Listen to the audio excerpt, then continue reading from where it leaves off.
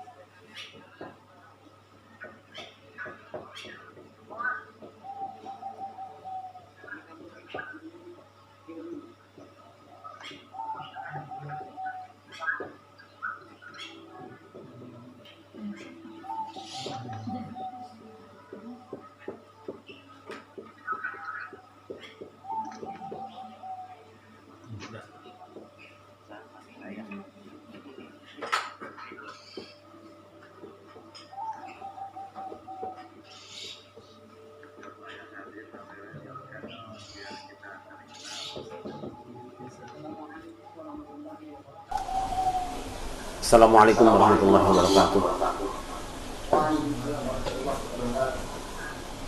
Alhamdulillah hamdih. Wassalatu wassalamu ala sayyidina Muhammadin khairi ibadih wa ala alihi wa ashabihi wa man tabi'ahu min ba'di. Rabbi shrah li sadri wa yassir li amri wa hlul 'uqdatam min lisani yafqahu qawli. Subhanaka la ilma lana illa ma 'allamtana innaka antal alimul hakim. Amma ba'du. Hamba-hamba Allah yang dimuliakan teman-teman sekalian, alhamdulillah pada hari ini kita dapat melanjutkan kajian kita membaca firman Allah di dalam kitab sucinya Al-Quran. Mudah-mudahan pertemuan kita walaupun lewat udara dicatat sebagai ibadah dan silaturahim di hadapan Allah Subhanahu wa taala.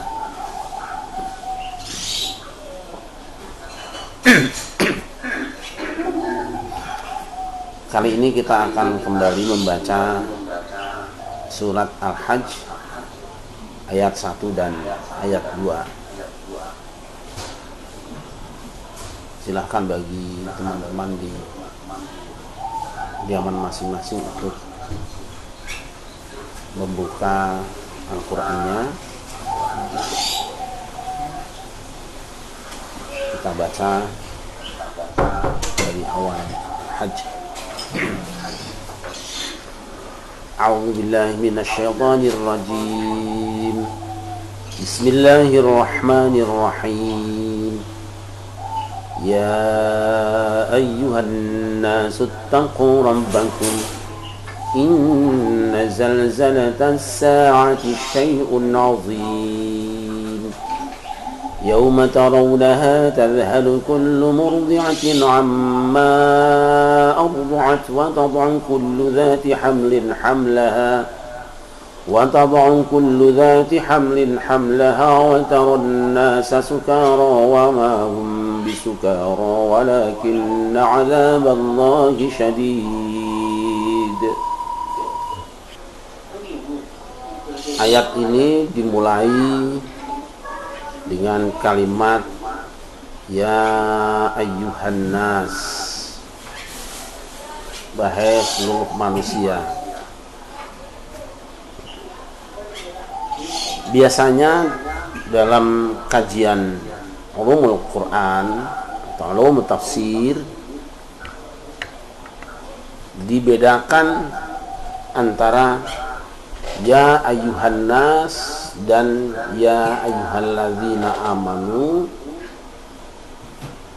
sekurang-kurangnya dalam dua hal. Pertama, bahwa ya ayyuhan nas merupakan salah satu ciri atau karakteristik ayat-ayat yang diturunkan di Mekah atau turun ketika Nabi belum berhijrah dan masih ada di Mekah. Ma nazalat qabla al-hijrah. Ayat-ayat ini atau surat-surat ini kemudian dikenal dengan Makkiyah. Surat-surat kemekahan bangsa Makkah. Sedangkan ya ayyuhalladzina amanu itu menjadi salah satu karakteristik atau ciri-ciri dari surat yang turun setelah Nabi hijrah, artinya setelah Nabi ada di Madinah, maka disebutnya dengan Madaniyah atau surat-surat ayat-ayat yang bangsa Madinah. Meskipun tidak mutlak, karena nanti ada ayat-ayat yang turun di Madinah menggunakan ya ayuhan nas. Memang kalau kita berbicara sesuatu agak hati-hati, jangan suka mutlak-mutlakan. Ketika kita membaca yang mutlak, jangan kemudian disimpulkan lalu kita kemudian mendapatkan kesimpulan yang kurang pas. Sebagai contoh, ketika Rasulullah SAW membicarakan tentang keutamaan membunuh cicak, ada hadis yang memberitakan itu.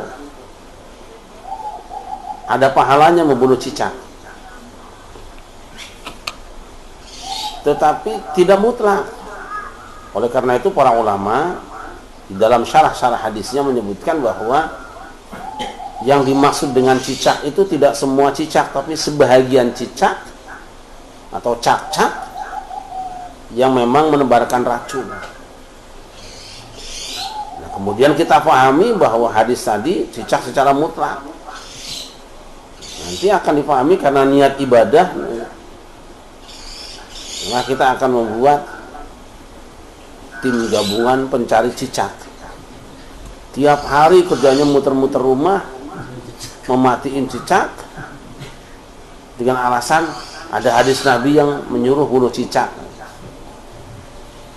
Oleh karena itu maka kita perlu membaca syarah-syarah hadis supaya di dalam memahami sabda Nabi itu tidak tekstualis, tidak sekedar dengan satu referensi, apalagi kita memahami langsung dari ayat atau hadis tanpa merujuk dan tanpa membaca penjelasan para ulama terlebih dahulu. Jadi sebelum kita simpulkan, alangkah baiknya apabila apa yang kita baca, teks Al-Quran maupun hadis, kita baca dulu penjelasan para ulama, Karena ayat itu banyak dan saling berhubungan, karena hadis itu lebih banyak dan saling berhubungan.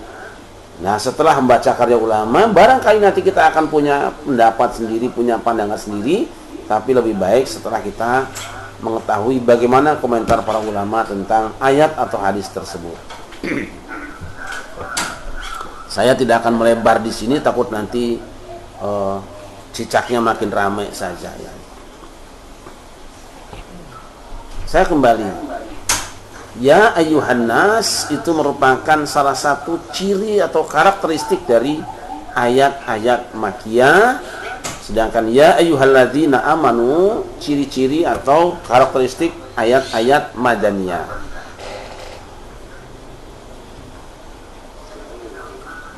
Yang kedua,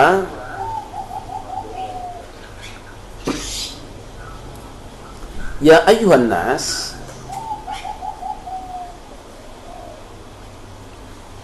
ya ayyuhan nas itu menunjuk kepada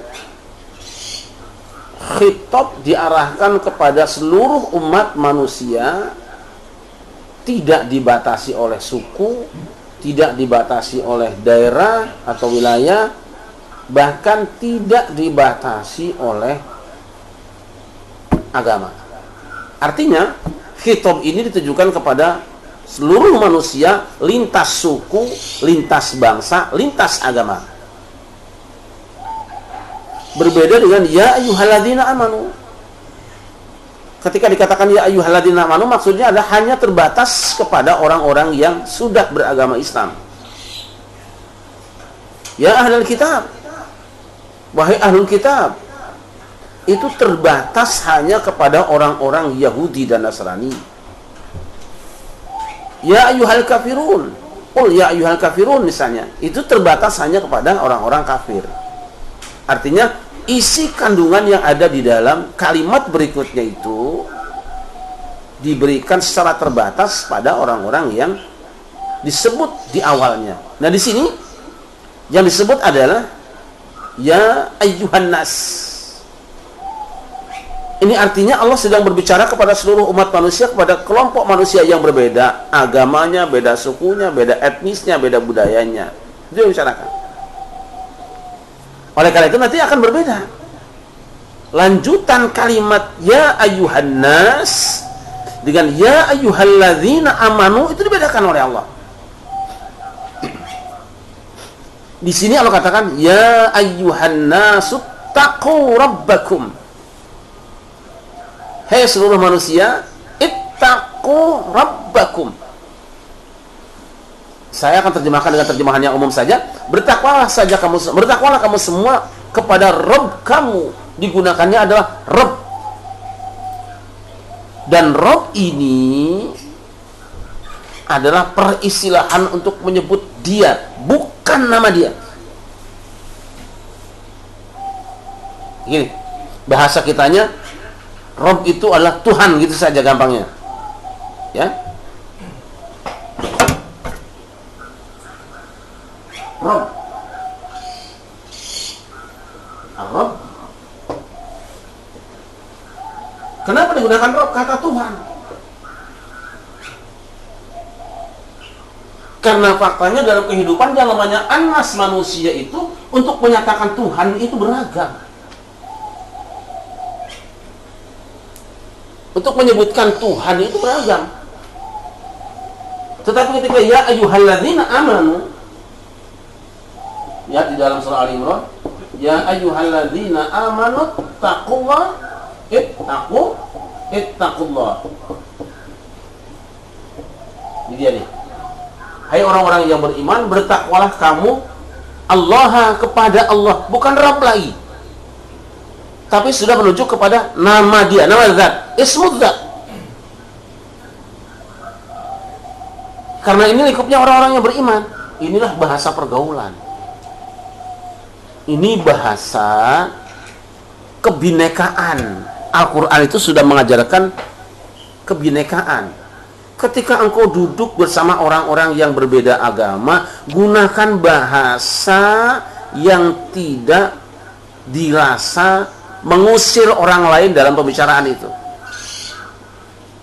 Gunakan istilah yang tidak membuat orang lain tersinggung.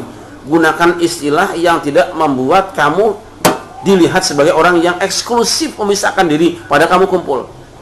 Disebut kata Tuhan. Tetapi ketika kamu berkumpul sesama umat Islam, tegaslah. Sebutkan nama Tuhanmu itu. Ya ayyuhalladzina amanu ittaqullah. Bertakwalah kamu kepada Allah. Wong yang kamu ajak ngomong itu semua nyebut Tuhannya itu dengan lafaz Allah, menyatakan bahwa yang disembahnya itu Allah, tidak yang lain-lain. Ini dia pelajaran Islam yang sangat luar biasa, pelajaran dari Allah Subhanahu wa taala buat kita semuanya. Pandai-pandailah menggunakan tutur kata, pandai-pandailah memilih bahasa ketika kamu berkomunikasi dengan orang lain. Dengan siapa kamu bicara? Ini kita baru bicara tentang dengan siapa, belum di mana dan media apa. Nah, ini orang kalau tidak bisa mengatur ini bisa kepleset. Karena apa? Bisa saja satu bahasa benar digunakan di kelompok ini, tetapi kemudian dirasa tidak benar di sini. Loh, kalau kita di gereja ngomongnya terus-terusan Nabi Muhammad, Allah Subhanahu wa taala misalnya gitu. Ya tidak nyambung bahasanya. Malah orang-orang yang mendengar mungkin akan tidak nyaman. Istilah Tuhan itulah yang dipilih, Rob itulah, karena Rob itu penyebutan untuk bisa digunakan oleh siapapun, ya. Tuhan itu siapapun bisa menggunakannya. Tapi Allah hanya orang Islam, tapi Yesus hanya orang Kristen, dan seterusnya.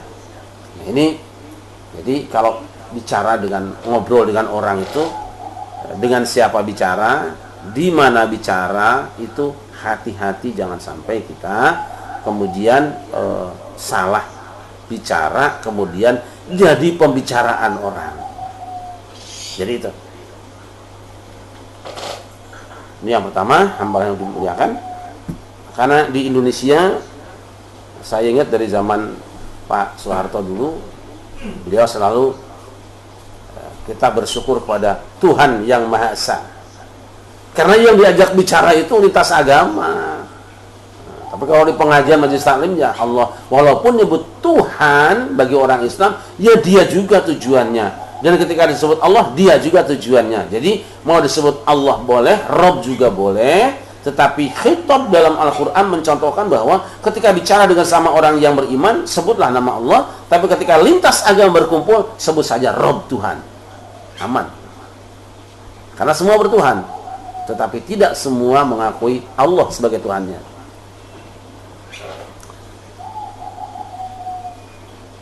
Jagalah hubungan baik kamu dengan Tuhan kamu. Kamu, apapun agama kamu merasa punya Tuhan, jaga hubungan baik kamu dengan Tuhanmu. Kamu yang ngaku Tuhannya ini, jaga hubungan baik dengan Tuhanmu. Dah gitu kayak. Mengapa? Inna zalzalatas sa'ati syai'un nazim. Zalzalah itu kalau kita baca Al-Qur'an sering-sering kita baca goncangan, dan as-sa'ah itu kiamat.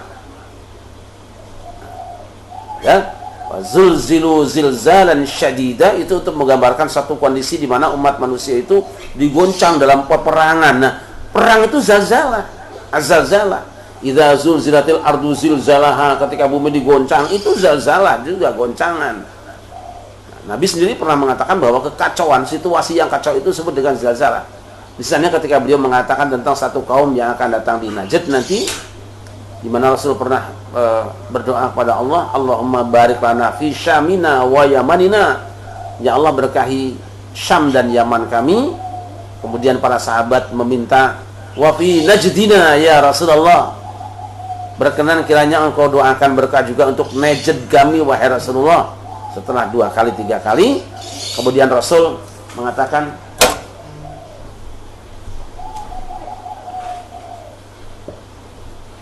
hunaka zalazil, hunaka yatlu'u qarnu syaitan.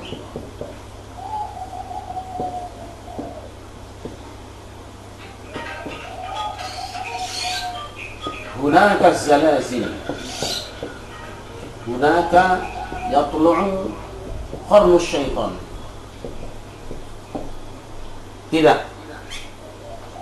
Kalau aku tidak mendoakan kota Najd, kenapa? Karena di Najd nanti akan ada zalazil.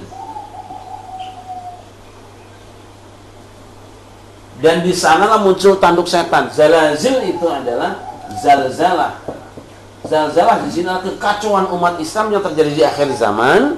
Dalam ramalan Rasulullah bahwa di akhir zaman itu umat Islam akan kacau, akan banyak kekacauan, bahkan sampai perang saudara.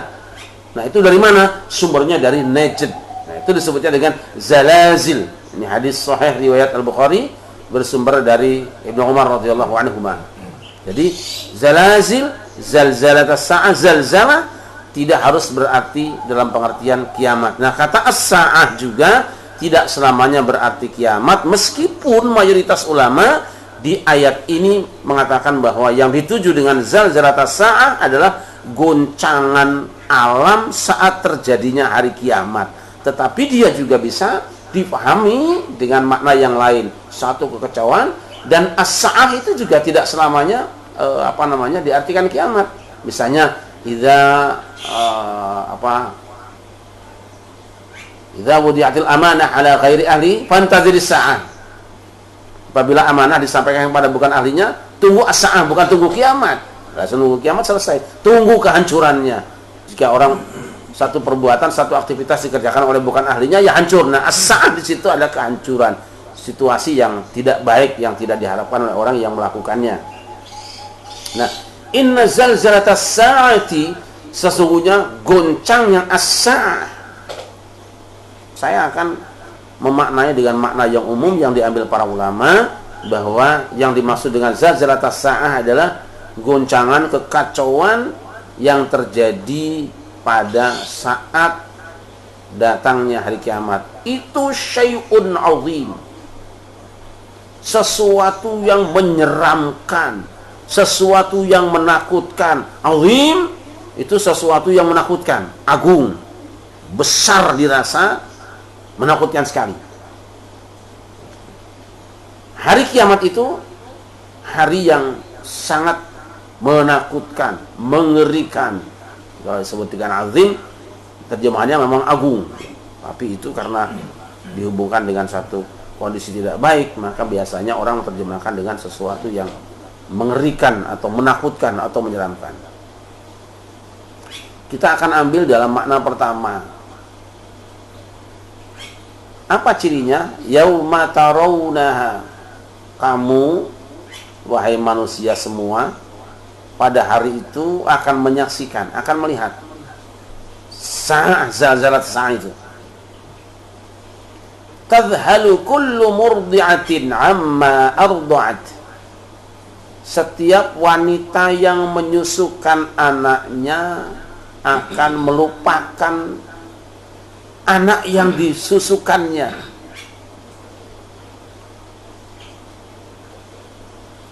Tanggung jawab besar sebagai seorang wanita yang menyusukan anaknya itu akan dia lupakan. Kasih sayang orang tua kepada anaknya yang luar biasa itu akan hilang seketika. Wa tad'u kullu dzati hamlin hamlaha, orang yang hamil itu akan tiba-tiba babaran melahirkan. Mengapa ini terjadi? Seorang wanita yang biasanya rela mati bela anaknya, ketika dia dihadapkan dengan satu musibah besar, kemudian dia bawa anaknya, dia lebih memilih selamatkan anak daripada dirinya. Tapi tiba-tiba di hari itu terbalik.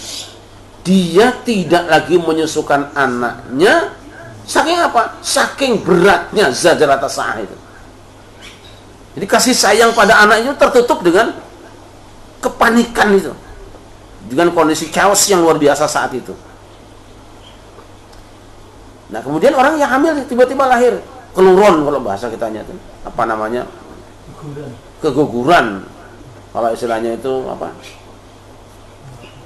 lahir prematur lah itu nih, cara orang kulon itu prematur. Kenapa terjadi? rahim wanita itu kuat, sangat kuat. Tapi goncangan bumi yang sangat keras membuat pertahanan rahimnya itu lepas, sehingga yang selama ini wanita itu mengimbangi kandungannya, kalau miring sini diimbangi ke sini, tidur diimbangi begini, dia los, tidak lagi, seolah-olah tidak ada hubungan antara dirinya dengan yang dikandungnya. Dia tidak lagi tertahan oleh otot-otot di tubuhnya karena goncangannya kencang. Lahir anaknya, keluaran anaknya, prematur anaknya, los. Bataron nasa sukaro, dan kamu lihat manusia dalam keadaan mabuk. Sakalor, kata orang Sunda mah. Sukar itu sakalor, mabuk. Wa ma hum bisukara,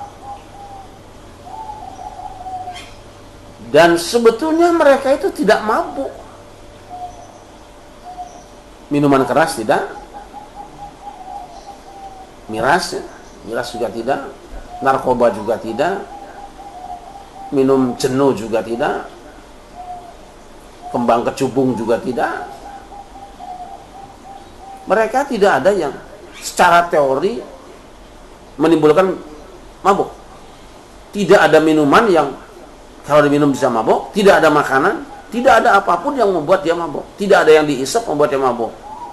Satu-satunya yang membuat mereka mabuk, seperti mabuk, terlihat seperti mabuk, itu adalah adzaballah syadid, zajrat as-sa'a tadi. Kita tahu kalau orang mabuk itu kan sepoyongan, tubuhnya goncang, sepoyongan. Semua ini terjadi karena apa? Adzaballah syadid, adanya siksaan Allah yang sangat dahsyat. Karena apa? Nanti hari kiamat itu manusia yang tersisa itu manusia yang jelek-jelek semua. Yang baik-baik mati duluan. Sudah diamankan semua, yang tersisa yang mau dikerjain sama Allah, yang mau diinter itu hanya orang yang jelek-jelek. Makanya jangan pernah berdoa pengen hidup sampai hari kiamat, karena itu kan tidak mungkin gitu loh. Ini tafsir umum, goncangan alam yang sangat dahsyat. Nanti ada digambarkan bahwa bintang-bintang bertubrukan, luar biasa itu. Nah, tapi saya melihat ada pintu celah lain. Sa'ah di sini adalah kekacauan akhir zaman. Kekacauan akhir zaman. Artinya apa? Di akhir zaman itu nanti akan ada kehidupan yang sangat kacau, syai'un azim, yang kalau dibayangkan orang terdahulu itu mengerikan sekali, seolah tidak akan terjadi. Nanti insya Allah setelah ini saya akan bahas lewat khusus pengajian khusus tentang hal-hal yang akan terjadi menjelang kiamat, karena sekarang banyak orang yang sibuk menjadi panitia kiamat. Ada yang sibuk jadi itu dan ini, sehingga kalau ngaji kiamat terus. Ayatnya spesialis kiamat lah, ayat hadis spesialis kiamat. Itu penting ya. Nanti kita akan bahas secara perbandingan ya, muqaranah, supaya dalam memahami teks-teks itu sekali lagi kita merujuk kepada pemikiran atau pada pemahaman yang selama ini diwariskan para ulama, di samping juga membuka pintu untuk kita dipersilahkan memberikan kajian berikutnya. Ini adalah gambaran di akhir zaman, mengerikan. Jadi zaman ini misalnya, jika dibayangkan oleh orang-orang terdahulu itu mengerikan sudah. Zaman besok, jika kita bayangkan sekarang itu mengerikan. Apa cirinya? Satu, yauma tarawunaha tadzalu kullu murdi'atin amma arda'at. Di hari itu, saya tadi lupa menjelaskan bahwa yaum itu tidak berarti Senin, Selasa, Rabu, Kamis, Jumat. Tapi yaum bisa disebut dengan era. Ya. Pada hari itu bukan cuma satu hari kan. Pada masa itu, pada zaman itu. Nah, zaman di mana kamu saksikan wanita yang menyusukan anaknya melepaskan susuannya. Artinya apa? Ini ada situasi yang tidak lazim dulu terjadi pada manusia, karena umumnya manusia kalau menyusukan anak itu senang. Tapi ada di satu zaman nanti bahwa manusia, wanita tidak lagi mau menyusukan anaknya. Kira-kira kenapa? Anak butuh susu, ya benar, tetap diberikan susu, tapi bukan susu yang keluar dari tubuhnya. Dia serahkan susuannya kepada sapi. Dia tidak mau nyusu di badannya sendiri. Dia siapkan anaknya supaya minum susu sapi. Mengapa ini terjadi? Banyak hal. Satu, wanita tidak lagi punya rasa sayang pada anak dan lebih mendahulukan kepentingan dirinya daripada kewajiban pada anaknya. Takut terlihat cepat tua, ya. Takut dipanggil ibu-ibu. Ya, sekarang kan sudah musim sekarang. Kakek dipanggil bapak, ya kan? Nenek dipanggil ibu, ya kan? Nah, dia tidak mau terlihat lebih tua, atau si wanita itu sibuk sehingga tidak punya waktu untuk menyusukan anaknya, dan anak tadi diserahkan menjadi anak susuan sapi.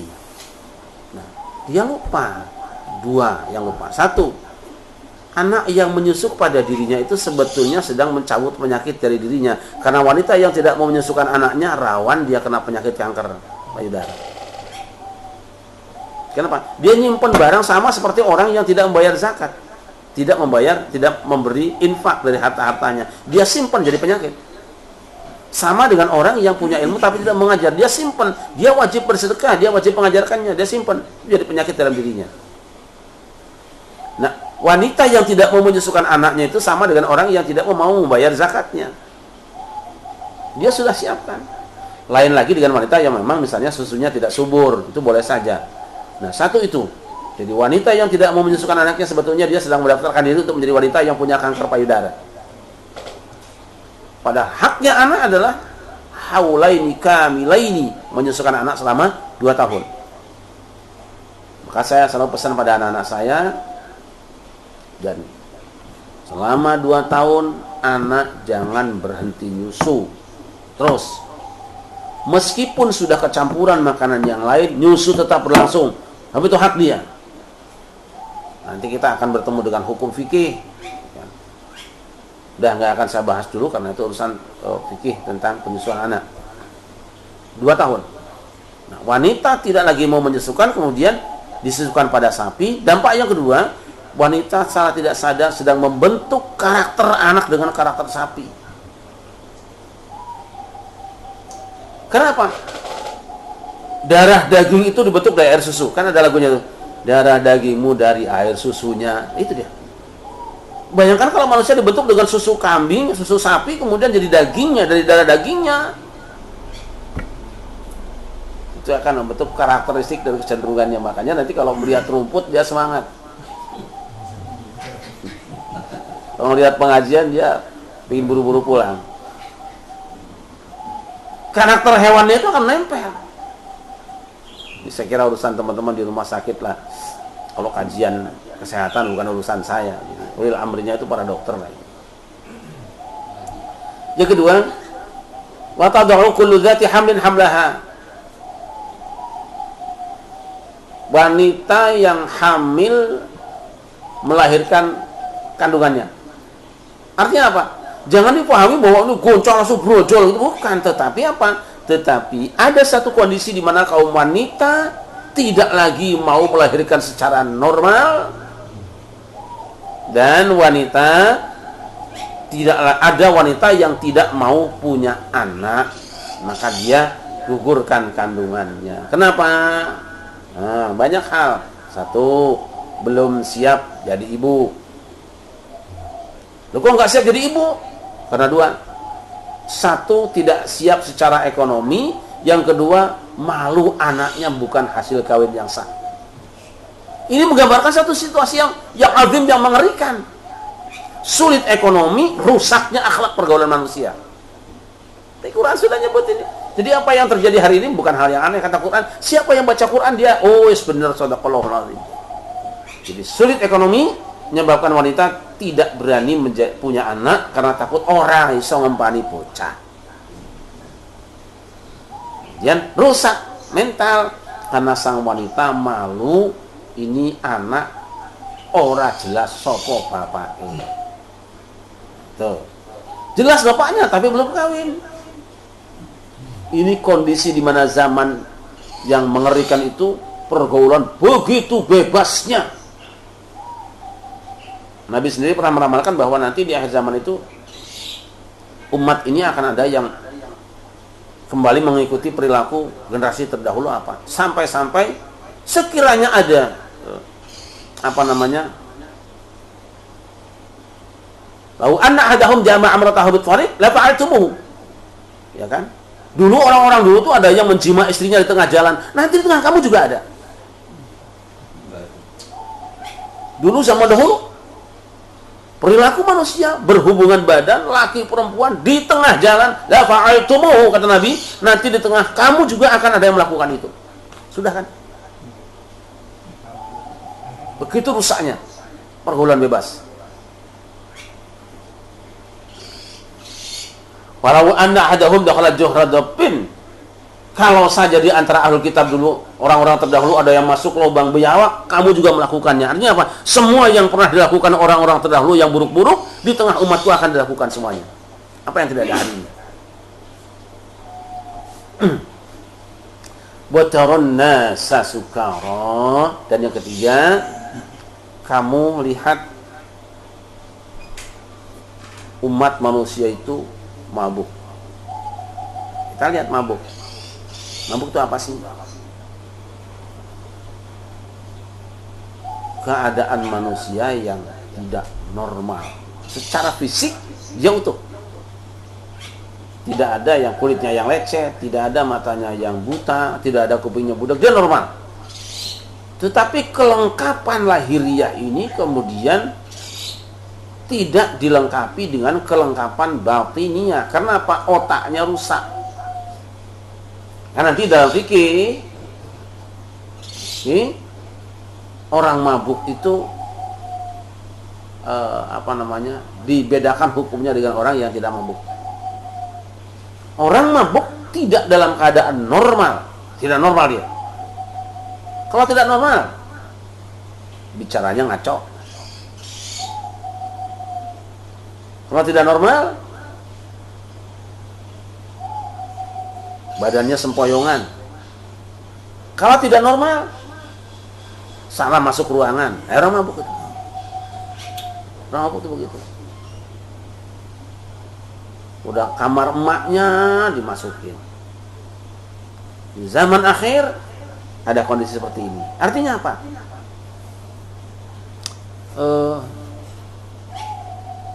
Kacau kehidupan. Orang pernah ngaji mengeluarkan fatwa. Mabuk.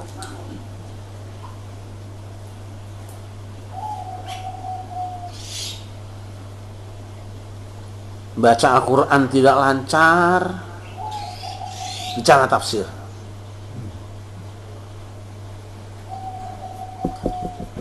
Kacau. Profesi menjadi aura-auran. Orang tidak jelas sebetulnya dia itu siapa, mereka itu siapa, nggak jelas.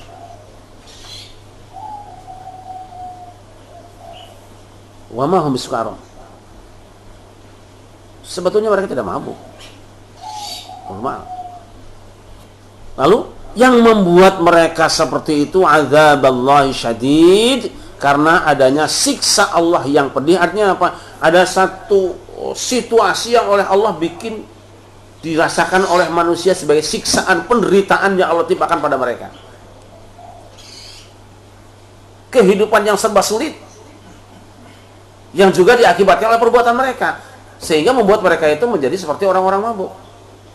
Kesulitan yang mereka rasakan itu sebetulnya dari tangan mereka sendiri. Nah, kesulitan hidup telah membuat orang alih profesi tanpa profesionalisme.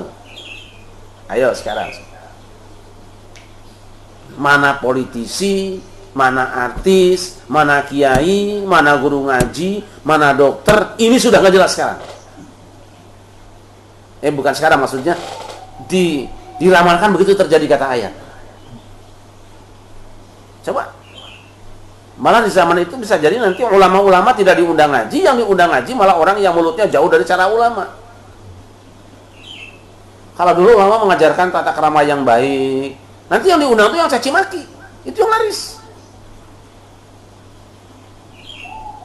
Nah, kita semua akan mengalami itu. Jika ingin selamat, satu saja, ittaqu rabbakum. Siapapun yang ingin selamat dari kekacauan zaman itu hanya satu, jaga hubungan baik kamu dengan Tuhanmu. Bukan ridho manusia, bukan penghargaan manusia, bukan penghormatan manusia. Yang kamu harus jaga betul, kamu perjuangkan bagaimana kamu dengan Allah tetap terjaga hubungan. Dia tidak marah dengan kamu, dia tetap cinta kamu, kamu diperkenankan dekat dengan dia. Itu cara takwa. Takwa itu wiqayah, menjaga diri. Jaga dirimu, jangan sampai kamu dalam tanda petik ya, menyakiti Tuhan kamu. Lakukan yang terbaik di mata Tuhanmu, walaupun orang lain mungkin akan mengucilkan kamu. Hanya itu yang bisa dilakukan orang ketika ingin selamat dari zalzalatas sa'ah, kekacauan akhir zaman. Nah, saya tidak mengatakan ini semua sudah terjadi atau belum, karena tanpa dikatakan pun mungkin kita sebetulnya sudah sama-sama merasakan. Tinggal direnungkan di mana kita. Ayo kita sama-sama bertakwa pada Allah Subhanahu wa taala. Saya kira itu saja dulu. Mudah-mudahan ada maslahatnya dan ada waktu sedikit untuk teman-teman yang mungkin ingin menyampaikan kritik, menyampaikan komentar atau menyampaikan apa saja, silahkan. Terima kasih. Hasbunallahu wa ni'mal wakil. Assalamualaikum warahmatullahi wabarakatuh.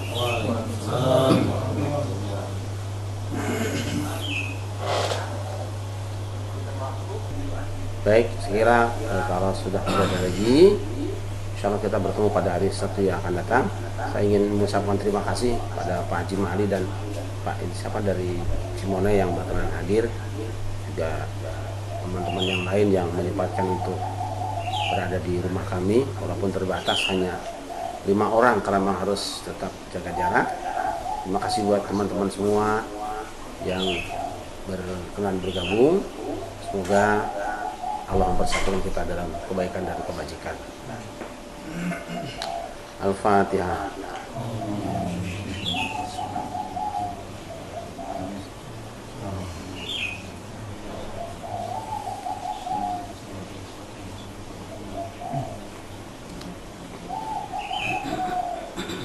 Allahumma salli ala sayyidina Muhammad wa ala ali sayyidina Muhammad sayyidil awwalin wal akhirin. Assalamu radhiyallahu tabaraka wa ta'ala an kulli sahabati Rasulillah ajma'in. Alhamdulillah hamdan yuwafi ni'amahu wa yukafi mazidah. Ya Rabbana lakal hamdu kama yanbaghi li jalali wajhika wa 'azimi sultanik. Allahumma ighfir lana dhunubana wa liwalidina warhamhum kama rabbawna shighara wa li jami'il muslimina wal muslimati wal mu'minina wal mu'minati al ahya'i minhum wal amwat. ربنا ظلمنا أنفسنا وإن لم تغفر لنا وترحمنا لنكونن من الخاسرين. اللهم ارحمنا بالقرآن واجعله لنا إماما ونورا وهدى ورحمة. اللهم ذكرنا منه ونسينا وعلمنا منه ما جهلنا وارزقنا تلاوته آناء الليل وأطراف النهار واجعله لنا حجة يا رب العالمين. ربنا آتنا في الدنيا حسنة وفي الآخرة حسنة وقنا عذاب النار. وصلى الله على سيدنا محمد وعلى آله وصحبه وبارك وسلم بفضل سبحان ربك رب العزة عما يصفون وسلام على المرسلين والحمد لله رب العالمين. اللهم ارحمنا بالقرآن واجعله لنا إماما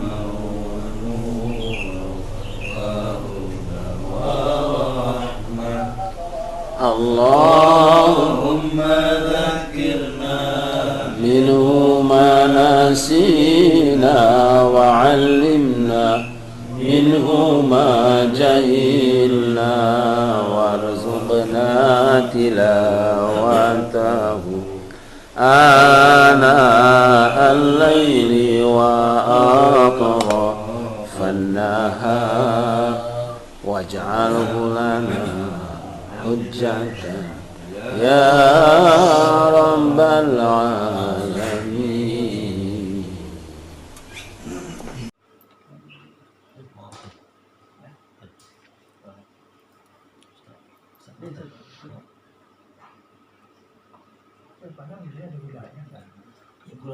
Bisa kali kayak gitu. Cucunya gede namanya nih.